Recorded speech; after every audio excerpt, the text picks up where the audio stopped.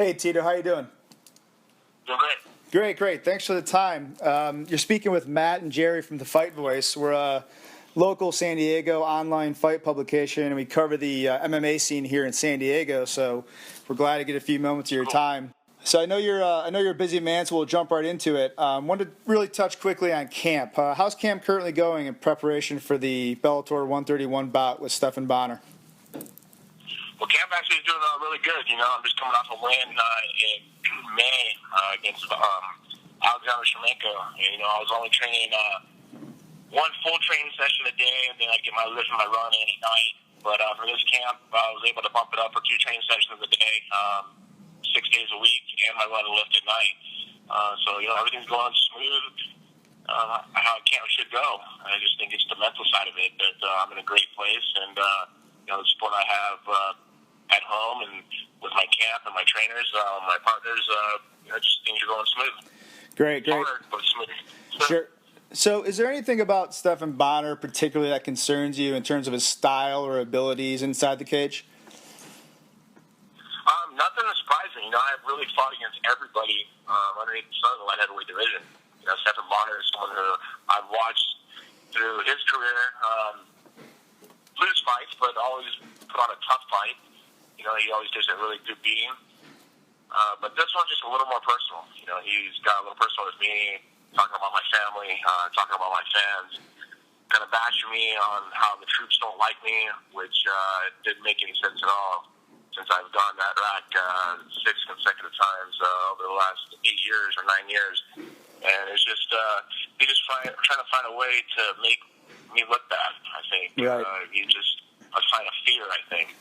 It's just one of those things that, Bonnar can be dangerous because, he comes to fight, but he comes to fight and likes to take a beating. Can he withstand the beating I'm going to give him? And I think that's going to be the big question. Right. So real quickly, we need to touch on the incident that happened a few weeks ago at Bellator, and I kind of want to just get it out of the way. I mean, when that all went down in the ring with Stephan and with the masked men, your ex-trainer, McCauley, I mean, is that the most disrespected you felt from another fighter in your career, would you say? 100%. We're talking about the masked man, the Gimp, I call him. He wasn't my trainer. He was my sparring partner. Okay. And it was a guy that I kind of helped out, and, I led him to water, but I couldn't make him drink. I gave him the opportunity to be great, and he never took advantage of it.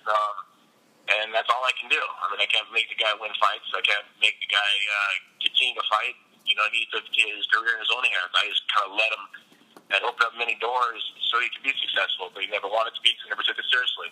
And I had to move on. I mean, I had to keep my career going. I had to move on. I got other sparring partners, and that's the way it was. It was time that I gave him money, and I gave him things out of my own generosity, I think. And when that mask came off in the cage, and let me tell you, everybody who are listening, I had nothing to do with me in that at all. Everybody who's ever seen my fight, yeah, I talk smack, but I back it up with fight time, and I don't go overboard with it. And Stephan Bonnar, he went completely overboard. It looked like it was scripted. I was like, what is this guy doing right now?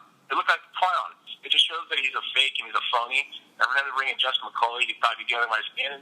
Yeah, he got under my skin a little bit, but I'm beyond it now just because I treated Justin like a brother.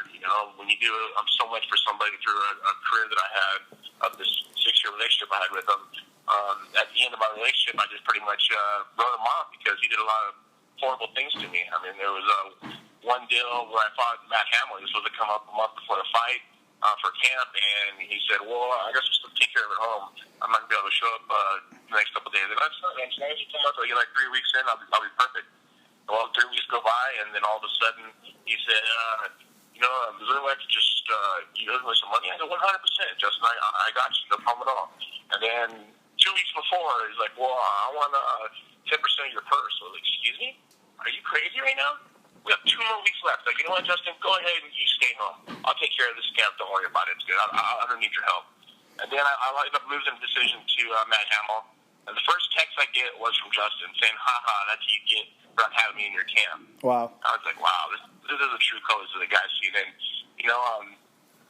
I guess you find out who your friends are is by things like that happen. I mean, sure. There's a couple other things that happen. I don't want to go on a story about it, but it just being in the cage that night, and things that Bonnar was saying, it just felt like, I was in a pro wrestling match. I mean, is it fear that Bonnar has, you can take a pass with him from me, or is it just the fact he's trying to find something to talk bad about me to kind of, hinder my image? But I really don't think neither of them affect me at all, because on November 15th, I'm going to stomp a hole in his face. So McCauley's been pretty vocal about kind of having the blueprint to beating you and knowing your style. Is that a concern at all, or does that not bother you? Not at all, because every time Justin came up, he wouldn't give 100%, and I've changed my game through the time that we've trained together, and I hope he thinks that my camps went the way they went back then, because back then I was going through so many injuries, my back, my neck, there's my knees, and there's so much stuff that I went through that I was able to cure and fix throughout my body, and now that I'm able to push myself the way I was when I was the world champion, I'm just excited to get back in the cage. Training camp, like I said, is going great, and I'm glad that Stephan's training with Justin, because that means that they're not training hard enough. Because when Justin would train with me, he would hate it because I would train too hard. He'd always complain, like, man, why do you got to go so hard? Why do you got to do 3 a days? Why do you got to do 2 a days? And there's always excuses, and it's just an excuse for not working hard. But that's just my work ethic. I work hard no matter what. Hey, Tito, one of the areas we like to focus on at the Fight Voice is bringing the stories behind the fighters. And obviously, we could talk about your career for hours, but in a nutshell, how would you describe the journey so far? The journey so far has been a huge learning experience. From a kid who was a wrestler in high school and college to falling into a sport that was so new, and the doors were wide open, but you had to make sure you trained with the right people and you pushed yourself as hard as possible and having an open mind throughout. A closed mind never grew, and my mind was always open, so I always tried to learn. And, I took a little bit from maybe Hulk Hogan, maybe a little bit from Muhammad Ali, and then respectable sports, and I want to try to do the same thing in mixed martial arts. And I just think just the hard work and dedication I put through my career, it shows over the last 17 years. My job was to be a household name in mixed martial arts, and my name is, without a doubt, I think, because I've worked so hard to get to this point. And, of course, giving back in those times, doing a lot of charities, of course, working for St. Jude's Children's Hospital, going to Iraq on 6 occasions, going to Walter Reed, Bethesda, which is the military hospitals on the East Coast. I just always giving back and never seeing myself better than anybody else, but just showing people how to be an inspiration, working hard and making the best of your life now. And that's all I'm trying to do. At 39 years old now, I have 3 boys, and I'm trying to give them everything I never had as a kid. And that's just success. And the success is what I made of it. I never sat there and asked people for things. I went out and I did it, and I conquered it. I didn't hope on a prayer that things would happen to me. It all came about because of hard work and dedication. Absolutely, absolutely. And Tito, what do you do to keep yourself motivated and not get burned out after 17 years and all that you've seen and all that you've done?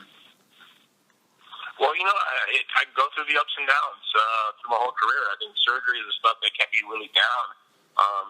Having back surgery, then 2 neck surgeries, then 2 knee surgeries. These things are really hard on the body, but once my body was healed, I was able to find the hunger to fall in love with the sport again. Of course, everybody knows about the horrible relationship that I went through. I just finally found myself. I stopped trying to be the caretaker, stopped being the person to take care of somebody else, and really sat down and thought about my future, my children's future, and now I'm taking care of myself, which is, a different world for me right now. It's happy, it's joyful. Every single day is a better day, and it just gets brighter and brighter, just with no negativity, no one trying to put me down. It's amazing. Anybody who are listening right now who's been in a very traumatic relationship can understand just how they can bring me down. You're trying to help somebody and it ends up pulling you underwater also, and you end up drowning. And I was almost to that point, and I had to let go. And I let go, and I look back on it. I did the best thing for my children's future. I did the best thing for my career. But I think I did the best thing for my personal mind, so I can be able to get in the gym and not have to worry about what's going on at home. Not have to worry about what's going to happen during the weekend if I'm gone. Not have to worry about, prior to the fight, do not get enough attention. So then she's going to do something crazy where I got to worry about it. Now it's strictly about my children, about my fight career, about me getting in the gym and training every day, twice a day, and putting the most into it, I think, and just showing people, we can achieve greatness. We just got to be surrounded by greatness. That's great, Tito. Sounds like you're in a good frame of mind here for all this coming up. We got to confess, we're longtime fans of yours, and we really respect what you've done for the sport. Like you said, 50 years from now, MMA fans are still going to know the name of Tito Ortiz and your remarkable career. We kind of saw how Jeter went out, last week, another legend in his respective sport. What would be the perfect ending for you, and if you could draw it up? I think it's already been drew up. I just got to go out and accomplish it.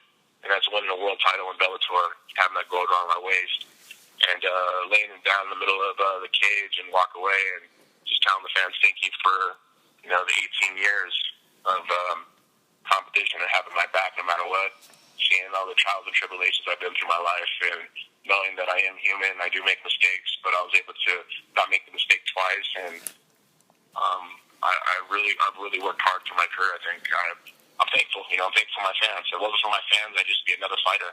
I would just be another guy who got in a cage and fought.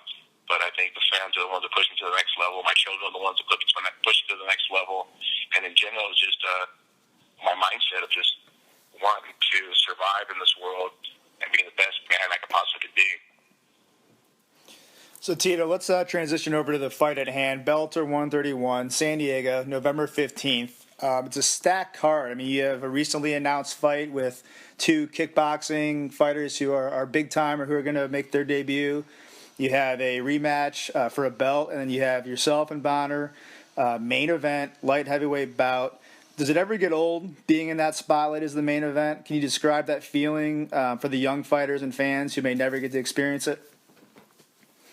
Well, I don't think it ever gets old. I think it puts a little more pressure because you always got to want to entertain the people who are watching. Of course, this will be a free one on Spike TV, and they get an opportunity to watch something free. And you want to make sure that they find the spectacular side of entertainment value. I've always brought it to every single one of my fights, and that's just all it is: going out and let it all hang out. Don't hold back. There's been a couple of fights that I did kind of hold back, and I look back and I go, "Damn, I wish I would have pushed myself even harder." But that's why I'm doing it now in training. So, on November 15th, I could let all my tools out and just be exciting as possible and just push the tempo for 15 minutes, to see if he could hang with me for 15 minutes at 100%. So we know San Diego isn't home for you necessarily, but Southern California is. There's a hotbed down here for MMA, and the fans are going to be out and ready to go see you deliver a show. In a few words, what can the fans expect on November 15th? Excitement, gosh. Probably one of the most highest level fights that they're able to watch live. I mean, it's not in Vegas; it's in their own backyard, where the excitement's going to be unreal. I mean, people are going to get chills when I walk out. I always get chills when I walk out, and I'm going to go out there and I'm going to entertain the fans to make sure that they get the dollars worth that they paid for the front row tickets or eye-bleeding tickets. It's just a factor that my whole career I want to go out and entertain. That's my job. Yes, I'm a fighter, but I'm an entertainer, and that's what I plan on doing, getting my hand raised and making all my fans proud. In San Diego, I do have a lot of fans down there. I go down there a few times to go out, and I just get great respect from all the troops down there, of course, and all the girls and all the guys who just watch MMA in general. We can't wait. So last question, Tito, and then we'll let you go. Obviously, you're seeking a win. You're seeking an opportunity to show the fans an exciting fight. And I'm sure no matter how it comes to an end, you'd be happy with a win. But is there a part of you that wants to hurt Stephan Bonnar for the entire spectacle that's been created and the personal jabs at your family? I really don't think there's a part of me. I think it's my whole body. I think it's my whole mind. I think it's everything in me that I want to hurt him. This is not going to be a sportsmanship fight. There's going to be no sportsmanship at all during this fight, I don't think. I'm going to hit him. I'm going to punch him. I'm going to hit him with everything I possibly can, and I'm going to keep hitting him. The ref's going to have to rip me off because if he's knocked out, I'm going to keep hitting him. I probably end up getting fined after this one just because of the hatred I had towards this guy, and I'll take a $50,000 hit. I don't care. I hate this guy. I really, really dislike this man a whole bunch. I mean, I don't even think I dislike King Shamrock as much as I hate this guy. Just because there's so much when I talk about my family, right, or my fans, or about the support that I give for the troops that I literally risked my life for my children of going to Iraq, and I did this out of my kind heart to raise morale of our troops. For him to say that troops don't like me, I mean, this guy is just spreading lies and talking about about my family, talking about my fans, how my fans are cheap and homeless, and I'm taking that very personal, just because I gave so much of my career. That this guy doesn't know what he's doing, and I just see a sign of fear that he has because he has nothing else to say, and he knows he's going to get an ass whipping. Right. Well, I got to tell you, I wish the fight was this Saturday. We can't wait. Tito, thank you so much for the time. It was truly an honor, and we look forward to seeing you November 15th, San Diego, when you take on Stephan Bonnar in the main event at Bellator 131. Good luck, Tito, and we really can't wait for this fight. Appreciate the time. Awesome, man. Thank you, guys. Everybody in San Diego, I appreciate your support. Thank you. You guys can follow me on Twitter and watch how my camp's going, and just things that go from day by day, and just see how life is real for me. Absolutely, Tito. Thank you. Thanks, Tito. All right, guys. Thanks. Okay. So that was MMA legend Tito Ortiz sitting down with the Fight Voice as he gets ready for a brawl with enemy Stephan Bonnar at Bellator 131, November 15th in San Diego. It's a stat card, and it should certainly impress.